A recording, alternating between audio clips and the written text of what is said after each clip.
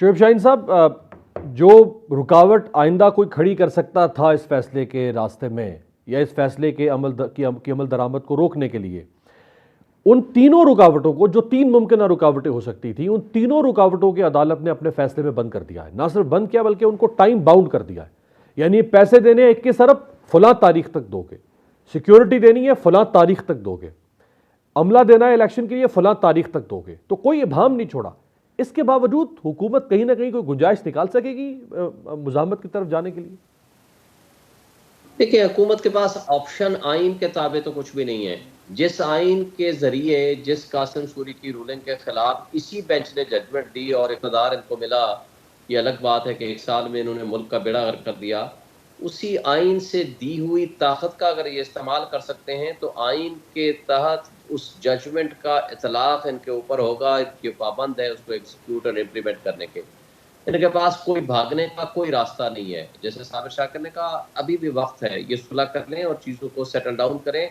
Maximum क्या होगा, election हार जाएंगे ना, लेकिन आईनी तौर पर जमहूरी ताकतें, जमहूरी पार्टियां, ये पिछले 40-50 साल से इस इलेक्शंस में कभी ये पीपल्स पार्टी हारी है, कभी जीती है, और नून भी कभी हारी है, कभी जीती है। इसी तरह मौलाना फजल रहमान की पार्टी है। मेन ये 3 पोलिटिकल पार्टीज हैं जो इस वक्त पीडीएम के इत्तेहाद में बैठी हुई हैं।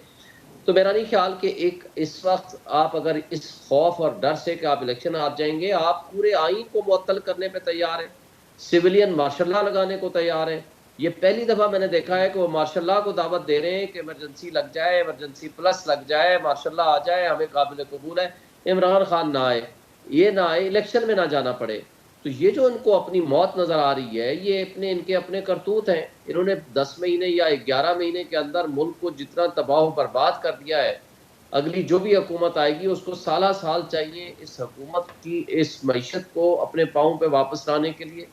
और लेकिन जो असल प्रॉब्लम है, देखें, मईशत भी शायद मुल्क में ठीक हो जाए फ्यूचर में, लेकिन अगर आज जिस तरह पीटीएम की तमाम जमातें माफिया का रोल अदा कर रही हैं, और इसमें अफसोस की बात है कि हमारी एस्टेब्लिशमेंट भी इनकी साथी बनी हुई है और इलेक्शन कमीशन भी इनके साथ पार्टी बना हुआ है। अब इलेक्शन कमीशन का कल का कंडक्ट देखें, अपने वकील के जरिए पूरे आर्गूमेंट्स करा दिए। बड़ा अच्छा यंग लड़का है सवाती साहब, उसके आर्गूमेंट्स होने के बाद ये मुआविन खुसूसी प्राइम मिनिस्टर को उठा करके ले आए। नहीं जी जनाब, आप हमारे बेहाफ पे आर्गूमेंट्स करें। बल्कि बात ये थी कि इनकी मिली भगत देखें कि भाई आप तो एक इंडिपेंडेंट इंस्टीट्यूशन है ना, आप अपने लीगल एडवाइजर को लाएं, आप अपने डीजी लॉ को लाएं, आप अपने वकील को लाएं, और इनका वकील आर्गूमेंट्स भी कर गया।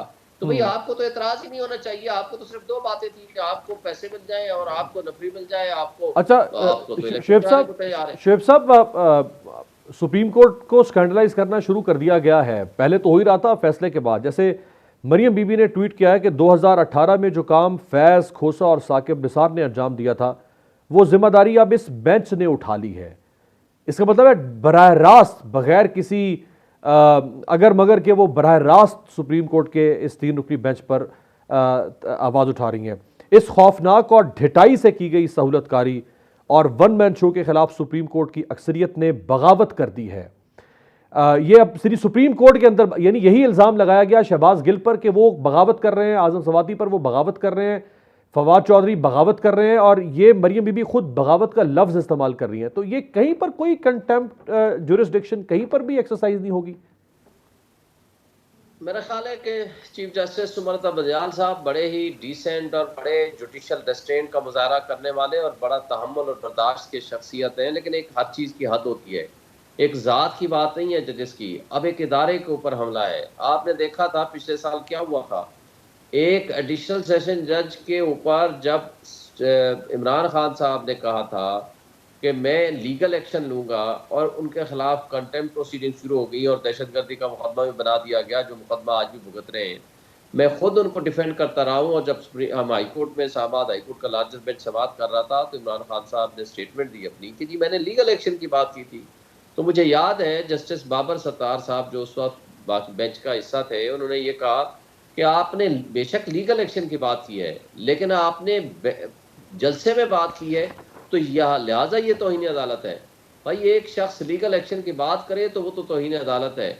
और सही। जिस तरह कल की इनकी ट्वीट थी, चार्जेस लगाए गए और इल्ज़ाम लगाए गए और तौहीन की गई, और पिछले 1 हफ्ते 2 हफ्ते से मुस्तकिल ये ब्लैकमेल कर रहे हैं, अटैक कर रहे हैं, मलाइन कर रहे हैं जजेस को। राइट। ये तो सरीहन तौहीन अदालत है।